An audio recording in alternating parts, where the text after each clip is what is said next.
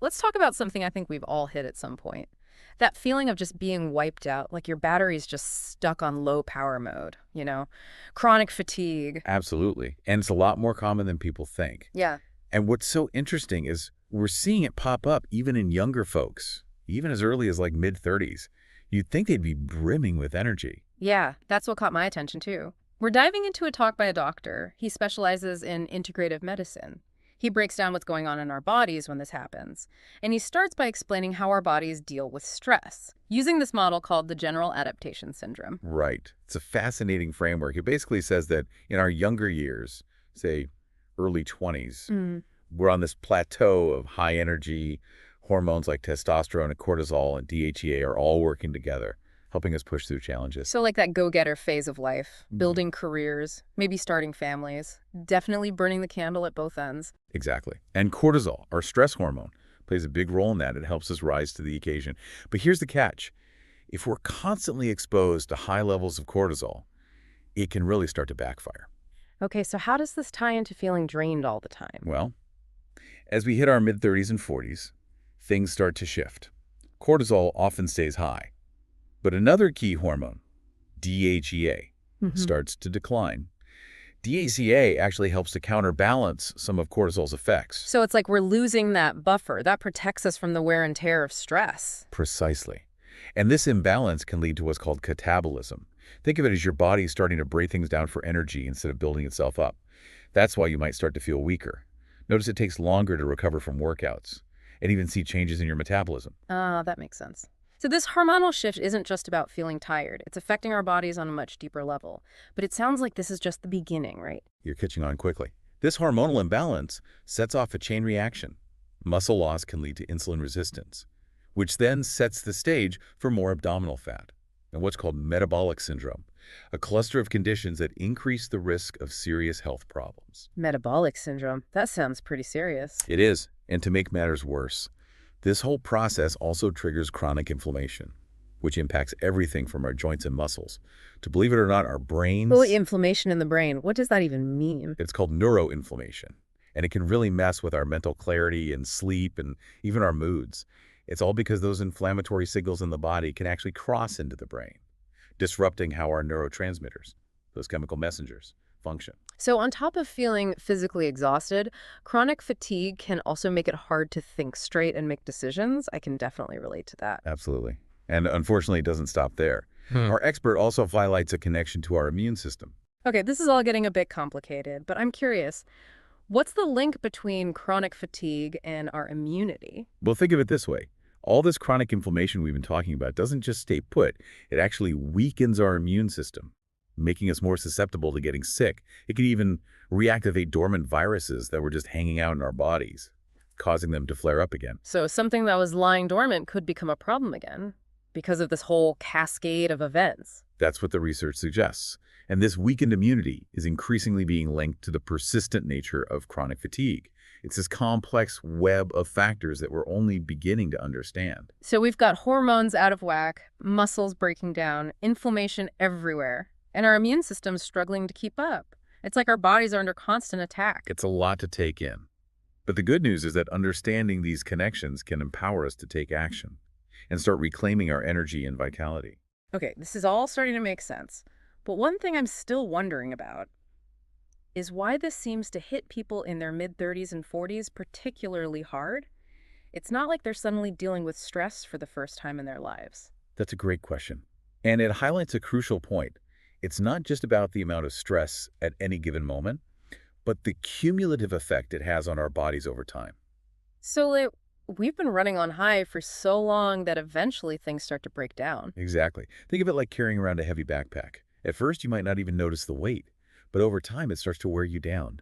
Your posture changes, your muscles ache, you become more susceptible to injury. Wow, I like that analogy. So basically, even if we've been handling stress okay for years, by our mid-30s, those years of wear and tear start to catch up with us. Precisely. And remember that decline in DHEA we talked about. That starts happening around this age too. So not only are we dealing with the cumulative effects of stress, Yeah. but we're also losing some of our natural resilience. It's like a double whammy. So what you're saying is it's not just about how much stress we're facing right now, it's about how much stress we've been exposed to throughout our lives. Exactly.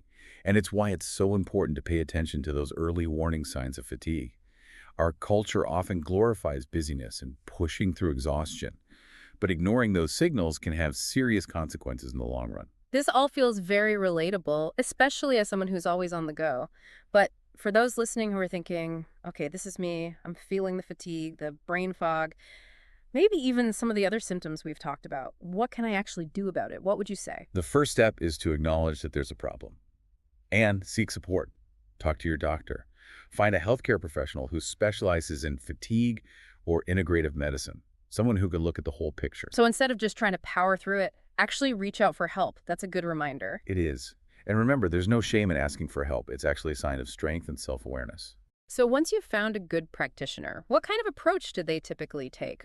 Our expert touched on some general strategies, but I'm curious to hear your perspective. Well, it really depends on the individual and their specific needs.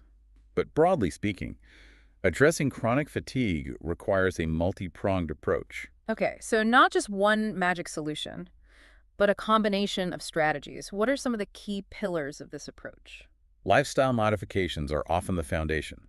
This includes things like optimizing sleep, getting regular exercise, and finding healthy ways to manage stress. I've heard those recommendations before, but I'm curious, how do those basic healthy habits specifically help with chronic fatigue? Well, in the context of chronic fatigue, these lifestyle factors aren't just about feeling a bit better. They're about addressing the underlying drivers of the condition, the hormonal imbalances, the inflammation, the dysregulated stress response. Ah, so it's about getting those systems back on track, not just masking the symptoms. Exactly. For example, getting enough sleep is crucial for regulating our hormones, Right. especially cortisol. And regular exercise can help build muscle mass, which improves insulin sensitivity and counteracts those negative metabolic changes we talked about earlier. And I imagine stress management is essential, considering how central chronic stress is to this whole cycle. It is. Finding healthy ways to manage stress, whether it's meditation, yoga, spending time in nature, or talking to a therapist, can help break that constant cycle of cortisol elevation. So we've got lifestyle changes as the foundation, but our expert also mentioned supplements and adaptogens as potential tools. Can you tell us a bit more about those? Absolutely. Adaptogens are a fascinating category of herbs and mushrooms that essentially help the body adapt to stress. They have this ability to modulate the stress response, which can help reduce cortisol levels and improve energy. So they're like little helpers for our adrenal glands, taking some of the pressure off. You could think of it that way. Some popular adaptogens that people have probably heard of include ashwagandha, rhodiola, and holy basil. Ashwagandha rings a bell. I think it's often marketed for stress reduction. Right. And there's actually some good scientific evidence to support its use for that purpose. Rhodiola is another one that has been studied for its ability to improve both mental and physical performance under stress. So these adaptogens sound promising, Yeah. but I'm guessing they're not a cure-all, right? Definitely not. They can be helpful tools, but they work best when combined with those foundational lifestyle changes we discussed. What about other supplements? Are there any that might be helpful in addressing those deeper imbalances we talked about earlier? There are a few worth mentioning. Magnesium, for example, is a mineral that's essential for muscle function, energy production, and even neurotransmitter balance. And many people are deficient in magnesium, so supplementing can be beneficial. So magnesium could potentially help with fatigue, muscle aches, and even brain fog. It's possible. There's also some evidence suggesting that certain B vitamins, particularly B12, can be helpful in boosting energy levels in people with fatigue. So we've got adaptogens, magnesium, B vitamins. Are there any others you'd add to that list? Well, our expert specifically mentions DHEA, given its role in counterbalancing cortisol. But it's important to note that DHEA supplementation should be done under the guidance of a healthcare professional. Right. It's not something you want to just start taking on your own. Exactly. And it's worth remembering that there are also other potential approaches we haven't even touched on, like acupuncture massage therapy and certain types of psychotherapy. Wow, so many possibilities. It really highlights the importance of finding a practitioner who takes a holistic view and can help you create a personalized plan. It really is like assembling a personalized toolkit for tackling fatigue, different tools for different needs. That's a great way to put it. And the key is finding what works best for you. There's no one-size-fits-all solution, which is why working with a knowledgeable practitioner can make such a difference. Absolutely.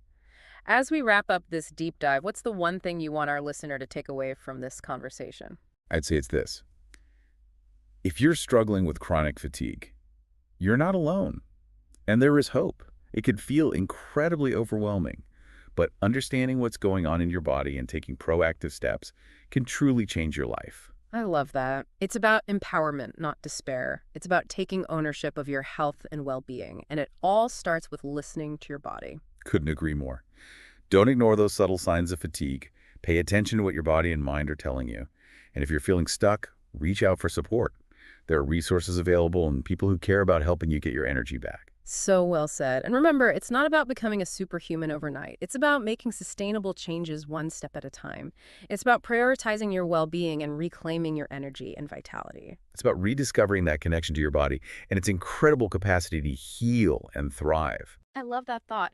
So if you're feeling those effects of chronic fatigue, what's one small step you can take today to start reclaiming your energy? Maybe it's making an appointment with your doctor, finally trying that yoga class you've been thinking about, or simply giving yourself permission to rest and recharge. Remember, even small changes can make a big difference over time. Until next time, keep diving deep and exploring the fascinating world of health and well-being.